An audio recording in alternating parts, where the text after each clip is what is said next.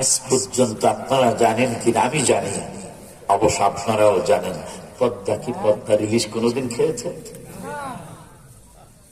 ও যুবক, পদ্মার ইলিশ তোমার জন্য পদ্মা উজাড় করে দিল। কোনদিন পদ্মার ইলিশ পদ্মায় খাইল না। আমরুপালি কত নামি দামি আম জামাই বাড়ি পাঠায়, বিয়াই বাড়ি পাঠায়। আজ পর্যন্ত আমরুপালি গাছ আমরুপালি কোনদিন খেয়ে দেখলো না। বাংলাদেশের ন্যাশনাল ফ্রুটস জ্যাকফ্রুট কাঁঠাল গাছে কোনদিন কাঁঠাল খেয়ে দেখলো না। ও মুসলমান, তোমার জন্য সবকিছু আল্লাহ সৃষ্টি করেছেন, আমার জন্য সবকিছু সৃষ্টি করেছেন।